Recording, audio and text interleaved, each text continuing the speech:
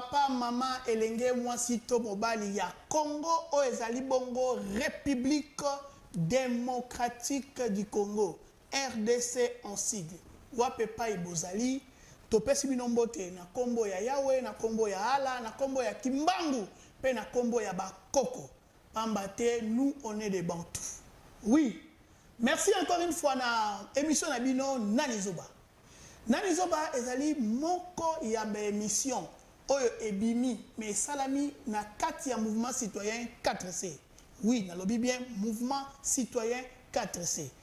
Mouvement citoyen 4C et le bongo Congo égale Congolais, Congolais égale Congo. Mouvement citoyen 4C ezali mouvement oyo ezali ko faire partie ya société civile. Je martèle et j'insiste. Tant on a lobby société civile, nous avons ça la allusion té na bao bazalaka, topé bazali lelo, bazali ko ça la politique pour basomba chemise, basomba pantalon, sapatou, topé ba changer le lenge na bango ya kozala. Biso na 4C, tozali ba santé, tozali pe ba perfectionniste té, tozali na ba faiblesse na biso pamba tozali na mai na makila, mais tomi pesi lotomo. Datina été mboka na biso ekozala mboka oyo kambami na mibeko. Ah oui, Rolobananga amende ko zakare kila yo sala ga mission na nizoba.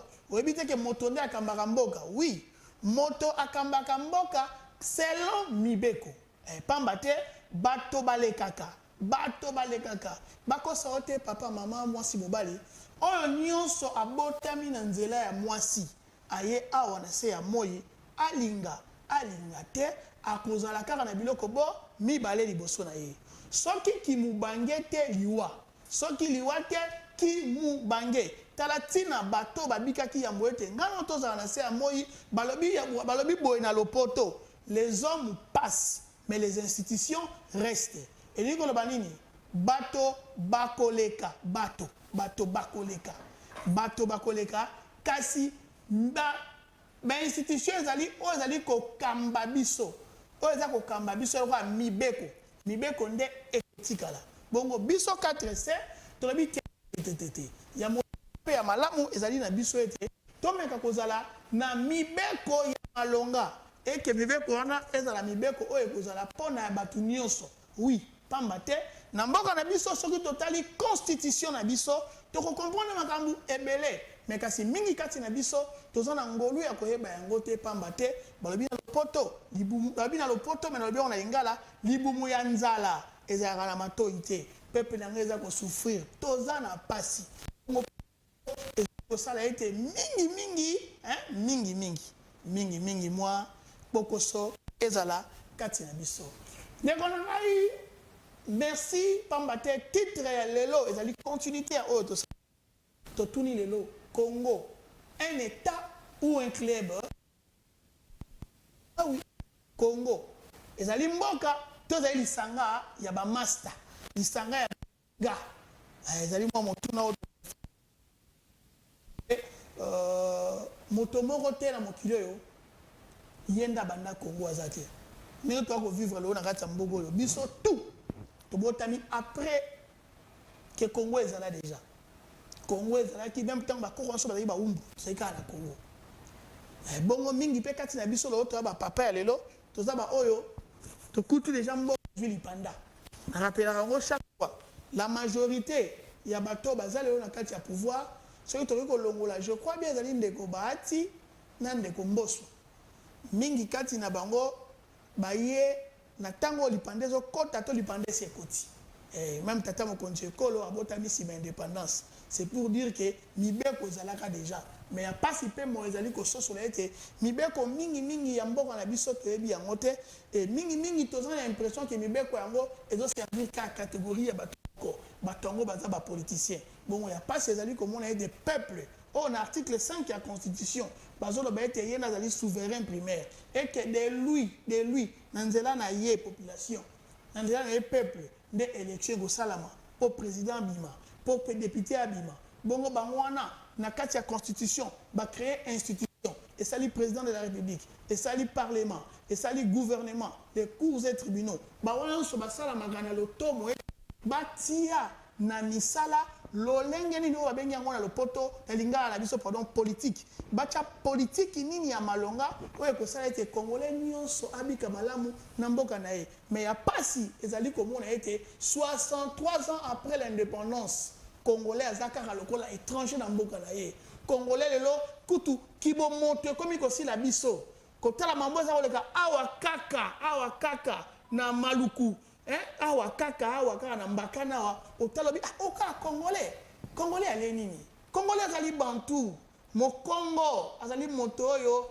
ayebi ndenge bakataka na mbeli te mokongo asalaka mbeli mpona okata nzete loko toya komona pasi okongo akokata moto lokola nyama nani zoba natuni nani zoba natikala koyoka te natikala pe komona te lion na kati ya zamba okinzala bo akoluka bo malion pato ni sestoma na ye ezalaka te mais bato ba congolais to ko bomana pona nini pona intérêt ya nani oui na se souvenir na lettre moko oyo ndeko Kagame akoma na preparaki yango te alobi batu oyo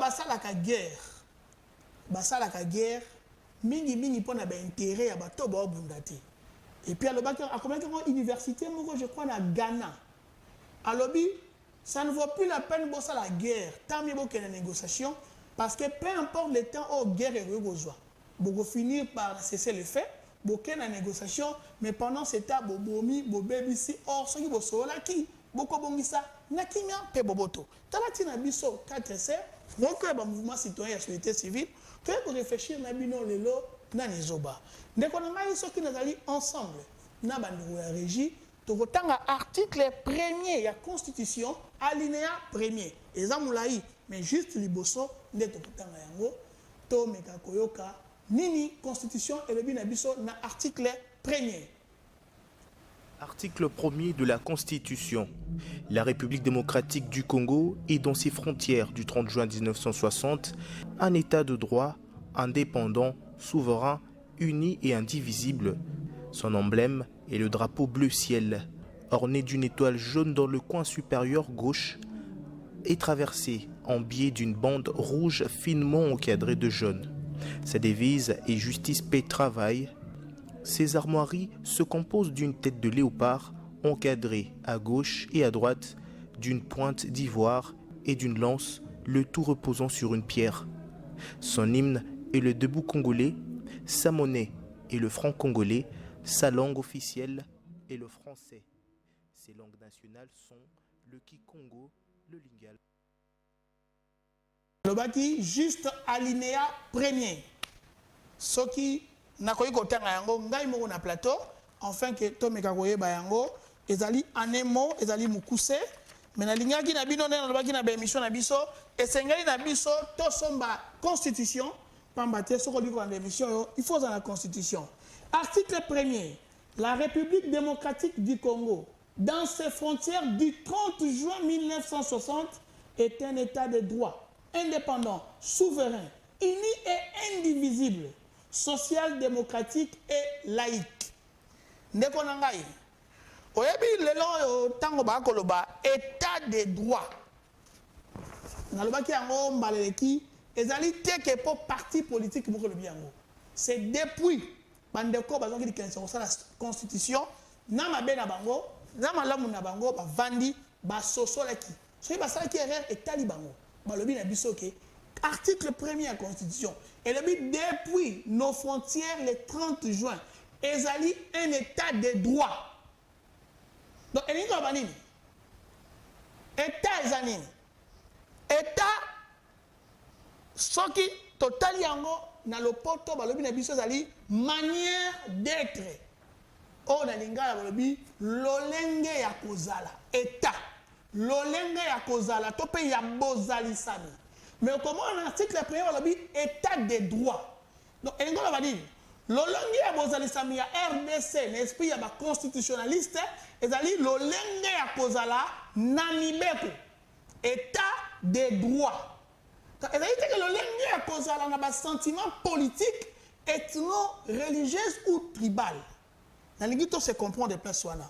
Na lopoto État, et dans le dictionnaire à la rousse, manière d'être. État, l'olenge à kozala. Bon, on a dit état de droit. Droit, et dans le droit, et l'oko ezali sembo. Bon, on ezalaka sembo, ezalaka motote, ezalaka nde mibeko. Na rappela ka ban mboka na biso ke tozali état laïque, oui, mais majoritairement tozali ba chrétien. Bon, on a kozala ba chrétien, ceux qui totangi Bible sima oh tata nzambe na bonzambe na ye, admisi ban Israël na Égypte en plein désert a epsi Moïse yaka. Matala mon Sinaï. Moïse amati mon nzambe eko pesa ye les 10 commandements mibeko. Par là même kolobanini. Et c'est que oh batu bazali pour te babika malamu et sengali bazana lolenge ya bokangami. Lolenge ya bokambami pardon, lolenge ya kokambama. Yango ba bengi yango mibeko. Mibeko yango de kambaka. Bon, état de droit, et les que l'on a 11h, et comme on dirait slogan, si on total a mis sur notre jeu au Kanasiko, est-ce que Mboka Nabiso, l'olengo toi ko bika lelo, il y a solo vraiment, ezali état de droit. Je me pose la question. Parce que les lois, ma caméra tambola, qu'on a dit ça, man a sentiment. Déjà, tout ça, condition où on vivre dans le loba de Ronanga, dans le Sabino, ezali a passe. Depuis gouvernement Oyebanda na pepe ilu depuis pouvoir Oyebanda na papa na biso ilu kamba na loba yango et si manabon kabona FCC cash oye ko sala malelo bobe na union sacrée na loba yango ba congolais total na misu ngaka ande na vandi boy Zakarie kila ndeko moka kasereka azwingai apesi kombo nanga ba komisi ngai ministre na kozala na redevabilité na mboka to na moteur a komisi ngai ministre total na misu to comprendre to zali na gouvernement oyo zali na bato batindi batu na bango Jean-Pierre Bemba yenda tindi batu na kombo MLC le gouvernement Vital Kamerhe atindi batu na ye do ba ye wana po Kamerhe nde akoni bango et président Félix Tshisekedi yepe asali lolenge moko ndeko Bahati asali lolenge moko soki na bo sanitaire bangonde baza ko constituer gouvernement. Bon on a mis tout na ratango nyoso. Batu oyo bakomi wana le lenge nini. Ezali méritocratie, ezali savoir-faire ou leur loyauté à l'égard de ba parti politique na bango. Pambate pour que tous ala réellement un état des droits. Et sengali bato bazana lo lenge nini oyo bayebi déjà que mibeko ya mboka esengi ngai oyo ni foko sala pona bokambami ya ekolo mais ni to somo na lelo o mona batu lelo oyo na mona ki mikolo ti koleka union sacrée ça qui sorti na stade à martyr o moni batu baye na kombo ya union sacrée mais ça na drapeau na ya MLC aye na kombo ya union sacrée ça na drapeau na ya INC musu na drapeau na ya IDPS pona nini pambate nanu baza unité. Et puis, on est sacré. Bango moko ba bosani. Pambate ya sacré na biso ba congolais. Ezali mboka. Mboka bandi na ngate e bandi na yote ndeko nanga. E kosuka pe na biso te. Tolinga te soki yawe ayete na nzela ya Yesu Masiya. Toko koma nyibange, toko kufa batu ya sika bakoya. Bongo conformément à la constitution na premier article alinéa premier et le milieu de République démocratique du Congo tozali état de droit si on a mboka o tobituna est-ce que état de droit ezali parce que volonté individu to ya citoyen moko avec son pouvoir tozali volonté to pe mibeko o esengeli na ngai na yo toto sandeko na ngai pambate soki tokomi ko créer confusion entre oyo mibeko ya mboka elobi na oyo moto akanisi attention de konanga toza na facilité à koke na ba dérive pourquoi parce que na kati na bato ezalaka na ba posa ya lolenge na kati na bato ezalaka na ba désir déjà la Bible nous enseigne que l'esprit est bien disposé mais la chair est faible. C'est quoi l'esprit pour la RDC? L'esprit pour la RDC c'est la constitution. L'esprit pour la République démocratique du Congo. Voilà l'esprit. C'est la constitution. La chair, c'est nous par rapport à nos désirs. Parce que la constitution nous exhorte que l'RDC, c'est un État. Et par rapport à la gestion politique, plus loin, la République démocratique du Congo. Mon frère, quelque chose où a République, bato batangi mingi, res publica, et motomoko songolo, motomoko pakala, azali na gestion ya bien de l'État. Un bien de l'État, ezali un bien ya parti politique te, ezali un bien ya motomoko songolo pakala te. Tolinga te, soki tolobi tolingi Congo, esenge toyeba ete moboku, oyo ezali lokola molimo ya mboka, yango oyo buku oyo na bengi ya babengi yango constitution. Oyo alingi Congo, esengeli na ye abanda koyeba ete bokambami pe oyo eleki biso, ezali nde mibeko. Mibeko yango nde eleki nyonso, parce que les hommes passeront d'une manière ou d'une autre, mais le pouvoir, les institutions doivent rester. Bon, il n'y a pas d'institution sans la constitution. Nekonangayi, tout le temps, on a mis sous tout le monde. L'olengi auto vivre. Tous les dirigeants politiques qui vivre, on dirait, à la redevabilité et pas à PPT. Ngana yo karaba misusu. Pour na moto na tango la répète. Na pe na bisiko na kota na ba wenze mususu, topé na ba restaurant. Écoute na rappel na misusu moi je dois tout à mon bras. Ba benga bango ba AM. Et ba pesa so ba komona bango te. So ki ba biso AM a dit yebaka autorité morale. Ba tanga so ba komona bango complété. Bon, j'ai parlé avec les AM, l'autorité morale. Dès qu'on a eu, contre binoté, c'est la logique de votre politique. Vous en avez autorité morale la bino. Maintenant, autorité morale, oye yamboka yangoyo. Oye le kinyoso. Et le minini, pour na yon de kotata maman papa, oyo osako kamba. Autorité morale yeyo. Constitution. Et le minini. Ceux qui sont en complicité, na bande konabiso, ya régie, na kosenga, pas mal. On a besoin tout passe au nom du président de la République. La présidence de la République, il y a un monde comme Nyosho. Et ça peut m'embêter. Mais tout à l'heure, nous, tata mon conseil Kolo. Article 69, il y a Constitution. Qu'est-ce qu'il est dit par rapport au pouvoir et au rôle et les devoirs du président de la République? Ceux qui vous allez en complicité, n'a pas de la régie, je crois qu'il lecture l'article 69, il y a Constitution. Article 69. Le président de la République est le chef de l'État. Il représente la nation et il est le symbole de l'unité nationale. Il veille au respect de la Constitution. Il assure par son arbitrage le fonctionnement régulier des pouvoirs publics et des institutions ainsi que la continuité de l'État. Il est le garant de l'indépendance nationale, de l'intégrité du territoire, de la souveraineté nationale et du respect des traités et accords internationaux. Les présidents de la République, Tata Mokonzi ya Ekolo, Azali Mokonzi ya État. Depuis 1960, le 30 juin, la République démocratique du Congo, c'est un État. Bongo, le président de la République, selon l'article 69, il est le chef de l'État. Il engage la République. Je tiens à rappeler Bandeko Oyo, le président de la République ne représente pas IDPS aujourd'hui. Ah oui. Bato bakufite, bon moi j'ai même des vocabulaires dans ma benaye, à ce cas-là c'est postulé dans Congo à PPRDT. Azala toujours indépendant. Je rappelle la Bandeko bocha confusion dans les congolais. Boluka kabola biso.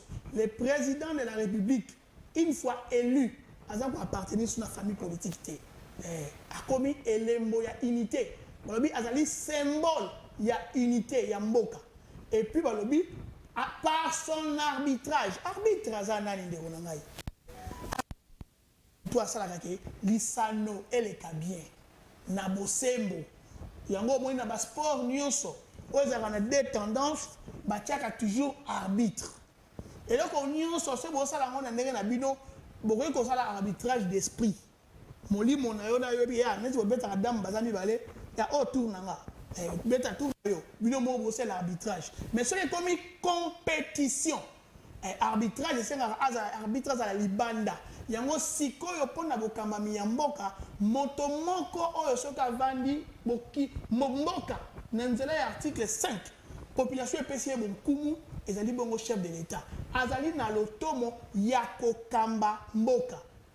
Alors sikoyo tomituna soki réellement Congo ezali état pona nini makambo oyo ya mboka bakonzi ya mboka tata mokonzi ekolo akosala na kombo ya mboka tozwi lokumu wana topesi yango ya famille politique moko nani zoba.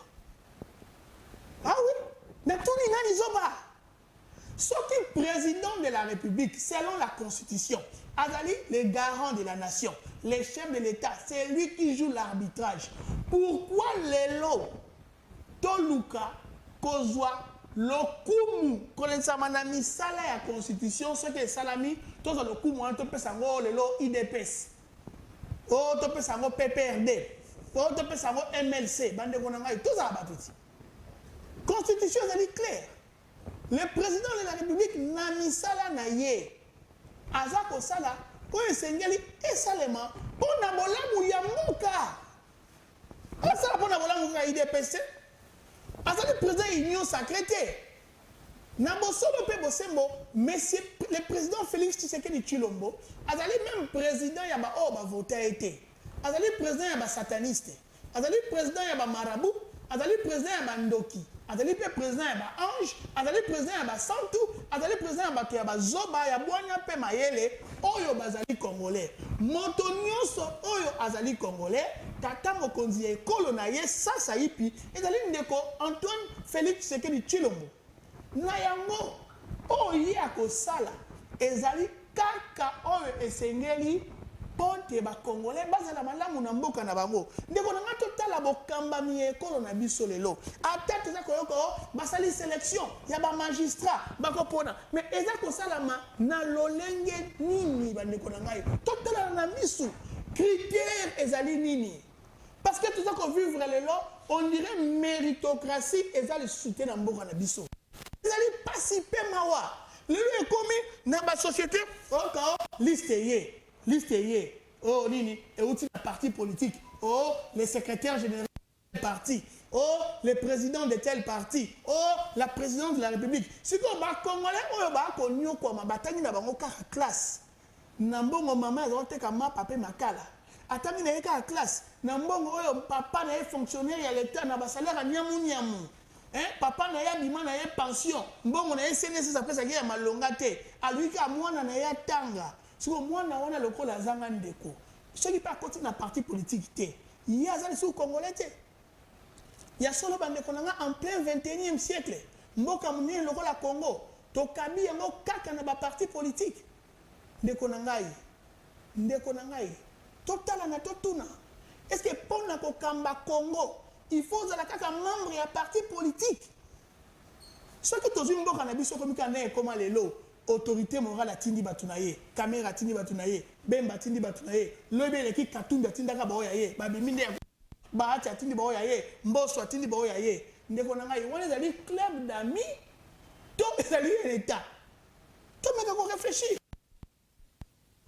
réfléchir n'est-ce pas biloko to fingela ka maréchal Mobutu n'est-ce pas biloko to fingela ki yango Kabila bongo ya pasi pe mawe ezali nini ndeko na ngai bato lobby Moïse Katumbi na bandeko nyonso bazali na opposition baboyaki bango ba koluka nazolo ba bene baza koluka na parlement article ni ba kosala po ba bempo po bango te babotisa biso kombo glissement et mon glissement te ba ngote te ba na domaine mususu na politique te oye bango na mandat ndeko Kabila bandeko basali ba nyamu bakei na gauche bakei na droite koluka ndenge ko sala ete ndeko Kabila vanda plus longtemps que possible parce que ba kosa yo te ndeko na ngai ba parti politique ba lobaka yango mission na bango zali bazwa pouvoir pe ba durer ba conserver yango le plus longtemps que possible mais na lolenge nini de tout le monde qui bandeko basali ki nyamu esimbité bongo ya pasi pe mo ezali nini ezali na bandeko na biso ba pesa bomo ina bango ba pesa bomo ite mais ba bungisa bomo ina bango na ba revendication ezali na ndeko Rossi Mukendi ezali na ndeko lokola Thérèse Kapangala to na ndeko mosusu pe Chebe ya Floribert bazali mingi ba Matungula bazali ebele oyo bazali ya Kinshasa pe na ba province mosusu bandeko mosusu babungisa bomoi na bango pays bango na ba TVT abungisa bomoi na ye pourquoi parce que alingaki mboke bonga mboke ye bonga te abelika malaria ake na hôpital kisi ya malonga ezate azali pe victime ya mégestion siko bato wana nyonso tu po lelo tokomi komona kaka bato bazali kogire 100% Kabila o bazali ba Kabila umela bango nde bakomi lokola bacentre donc toyebi te soki moto akoti na kati ya parti politique moko songolo to likita moko ya politique soki kaka akoti yango c'est fini akomi mo centre ekomi kaka lokola mambo ya bible ti nde babili biso na biblie ete si quelqu'un est en Christ il est devenu une nouvelle créature les choses anciennes sont passées toutes choses sont devenues nouvelles donc soki mutu moko maintenant osali 18 ans 14 ans, le gars papa Mbosso, au bandi benana Mobutu na papa Bahati, bandi benana Mobutu, papa, si vous traversez dans Mobutu, allez vous bandi na Kabila, papa, vous traversez, le logo na papa Nandeko Antoine Félix Tshisekedi Tshilombo, Boza ko demeurer, oui, félicitations, bravo, vous êtes intelligent, vous êtes fort, oui, mais ce total na Missou, qu'est-ce que le Congo va retenir de vous? Le Congo vous a tout donné, comme de Kotigi Pouloulou avait dit à monsieur Mbosso. 14 fois ministre, aujourd'hui président du Sénat. Mais qu'est-ce que le Congo retiendra de toi? Ne confondez jamais le Congo à vos partis politiques. Ne confondez jamais le Congo à vos partis politiques. À ne jamais confondre le Congo à vos tribus, clans ou églises. S'il vous plaît, mon frère, ma sœur, si réellement le Congo c'est un État, conformément à la Constitution de l'article 1er, un État, État veut dire l'autre. Ya kozala bongo droit ezali sembo bongo bo sembo emonanaka kaka kati na mibeko tala tine salaka ngai pasi komona na mboka na biso lelo la 4e institution de la République selon ndenge batengengo na kati ya constitution ezali ba cours et tribunaux mais ce sont les cours et tribunaux bango nde bazalaka ba vrai pouvoir. Pourquoi na bengi bango vrai pouvoir? Parce que moi étant que chrétien, dans ma Bible, il est dit, seule la justice élèvera une nation. Bongo bato bazalaka elembo ya justice, elembo ya bosembo. Ezali banane. Ezali bato bazali na ba cours et tribunaux. Pour preuve, bon mona ndeko na ngai. Ata tosali élection. Neke ndeko nanga publiaki oya ye wana, alobi ya ngai koloba. Mais pour que le président accote en action, pour que le président a validé, pour que le président a comme vraiment le chef de l'État à la cour constitutionnelle, il y a un monde qui a tranché, il y a un monde qui a tranché, sembo. Bon, cour constitutionnelle, il y a un monde qui a juge bozali ebele. Mais binondi bozali emblème ya bosembo. Lolenge o kokende. Est-ce que ezali vraiment État ou club d'amis? Pamba te tout ça voire même pour nommer un président de la Cour de cassation. Dans mon instance supérieure, il faut avoir moi, si, wapi s'il te plaît, ceux qui t'ont dit mboka et sengeli na biso, tokambama na mibeko, et que tata mokonzi, azali wana pona kotala, babengi les garants de bon fonctionnement. Peut-être que vous militaire, ceux qui ont dit la compétition en régie, tokotanga article 91 de la Constitution, c'est par là que aussi ça, Pamba TV, ezali ngonga. Tokozala, ceux qui tout ça bien en complicité, tu l'as dit article 91 de la Constitution. Article 91. Le gouvernement définit en concertation avec le président de la République la politique de la nation et en assume la responsabilité. Le gouvernement conduit la politique de la nation. La défense, la sécurité et les affaires étrangères sont des domaines de collaboration entre le président de la République et le gouvernement. Le gouvernement dispose de l'administration publique, des forces armées, de la police nationale et des services de sécurité. Le gouvernement est responsable devant l'Assemblée nationale dans les conditions prévues aux articles 90, 100, 146 et 147. Une ordonnance délibérée en Conseil des ministres fixe l'organisation, le fonctionnement du gouvernement et les modalités de collaboration entre le président de la République et le gouvernement, ainsi qu'entre les membres du gouvernement. Ah! Ndeko na ngai. Ezali pasi. bato balobaka constitution na biso eza mabe eza na eloko te nga alobaka bakambi ya mboka na biso nde baa mabe yango nayebisaki ndeko Christian Lusakweno na video na ye moko namonaki na réseau social obi totikaka kolobaka toza na eloko toyebi kosalela yango te seke toza na eloko te ndeko Lusakweno na bandeli koyebisa yo oyo nalobaki na yo Congo toza na eloko olinga te, nous ne sommes pas un pays pauvre. Mais malheur na biso Congo pe Afrique. Tozande na bakambi oyo baaniki ya malamu te. Pamba te mboka oyo tomonaki yango un rebelle. Akambi mboka pendant 3 ans et demi. Adefi mbongo libanda te. Bongo soda ya suka azala kofuta $100. Na lobi te ki azalaki mosantu. Mais na lobi oyo azali kosala. Na bokambi na ye ekolo na biso RDC. Laurent Désiré Kabila, je cite. Tout le monde qui est, na kati mboka oyo na époque Zaïre, to bandai ko va na taxibiste to kaboli makolona mama na mwana respect zate. Ngamba la liboso na mwana na vie na nga moyibi, atomboli maboka zoloba. Na ole ka wana yibi na ngati botala nga bien, moto o bango yiba na zando, o ngobila bomeli biso. Amoni yango ya Kabila. Yango na lobi na ndeko Lusakweno. Congo tozana nyonso oyo ko senga biso te de mais les politiciens en mboka na biso la première démon c'est comment peuple a rechassé bino ce qui est peuple a l'omwe fanatique na bino ba politicien na opposition na pouvoir bino nyonso boza na bête ndeko Katumbi ozongi na Fayulu ozaki na Félix si bokana élection na Fayulu na ba Bemba bokana élection na ba Eve Bazaiba alobi mokonzi moyibi. Qu'est-ce qui a changé? Ndeko Bochab, qu'est-ce qui a changé aujourd'hui? Même des papas Nangaï, qu'est-ce qui a changé hier sur Félix? Ça prouve que Bolinga a peuple était. Le jour où tous les dirigeants ont compris qu'il y a des comptes à rendre dans la nation et pas les individus. Pas vous. Pas vous. Ça vous fait comment? Déjà, unité nationale est comme Irak. Les Congolais meurent de partout. N'importe qui Kinshasa, les Congolais vont couper. Le président de la République, il est le président même des Congolais rebelles. Il a le devoir de les sécuriser. C'est ce que nous dit la loi. Mon frère, ma soeur, il est dit dans l'article 91, le gouvernement définit en concertation avec le président de la République les politiques de la nation et assume les responsabilités. Politique de la nation. Et ça, on va français, bako sauté. Politique, c'est-à-dire l'olenge yabokambani. Bon, on se retrouve article 48, article 49, article 58 et 59 de la Constitution. Au comment on a l'obligation que l'État ne fasse ça là. L'État est allé peuple, oui, mais peuple est représenté par ses élus. Qu'est-ce que vous faites? Pendant que Mboka est en guerre, pendant que Mboka est en guerre, vous avez la loi, il y a polygamie, la loi, il y a reliambois, la loi, il y a d'autres. Attendez, quelles sont vos priorités? Nani zoba, nani tuna, nani zoba.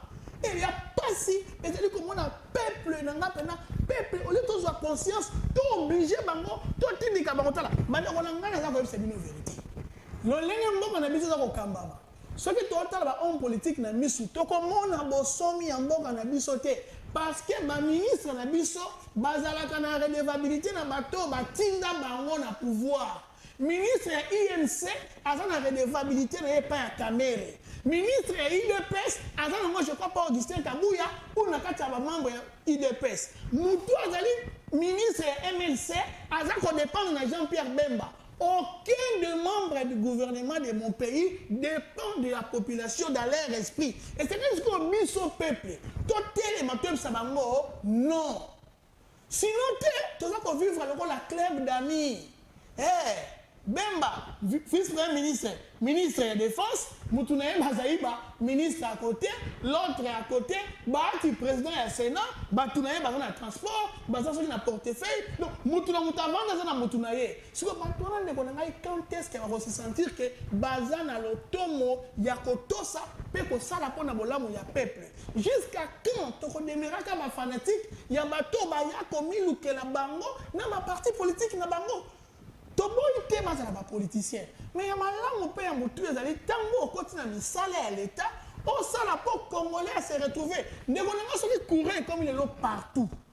Toi tu penses que moi qui est parce que moi qui est facteur il y a robongisa moi qui est ami balé ezali énergie na nzelande konangai bon to sala nini oyo ko sala mana ko mboka na mboka moto moko abetele ngo tolo ndire mbongo atata na ye te ya mama na ye ndi akosungela mboka ndeko na ngai nous sommes un état naza ko fisa ko loba ete tozali ekolo totika ko kamba malokola ezali club d'amis yo congolais parce ozali tellement obuka te mais sosola ete moto akosala na mbongo ya l'État esenge na ye misala wana ezala pona ya ba congolais nyonso bongo Congo ezali kaka Kinshasa te Congo ezali pe parti politique na yo te Congo ezali ba congolais nyonso lelo autre na 26 provinces tozali na 145 territoires plus de 100 millions d'habitants et 243 000 km², bien que Bunagana, Minembwe, côté Moussa na boko na bisote, bien que côté Moussa pe bandeko ba ko boma na bambeli ba ko kufa, mais tozali ba congolais. Ndeko na ngai ko confondre mboka na famille politique na yote, ko confondre mboka na église te. Na ko suki sana ko loba we. Soki yo bongi ndeko na ngai, mboka ebonga na mote. Yo ndo bonga. Obongisa mwasi na oba na yo bandeko na yo mais soki mboke bongi bandeko na yo bakoko loko na yo bongama pamba te bapoto bokendaka lelo na ke États-Unis ozovimbala bakoko na bango nde babundaka batia mibeko ebatelaka bana na bango biso awa tokobeta lisolo na yo Mobutu mibeko nini otia mpo na bakongolais tokobeta lisolo na yo Kizenga nini otia mpo na bakongolais tokobeta lisolo na yo Etienne Tshisekedi ya Mulumba oui merci héros mais que as-tu légué pour les Congolais sinon tel lobby bakotuna yo okozanga loka koloba bonga na koya kotuna yo lisusu nani zoba tika ete nzambe apambola yo tokutani na prochain numéro merci.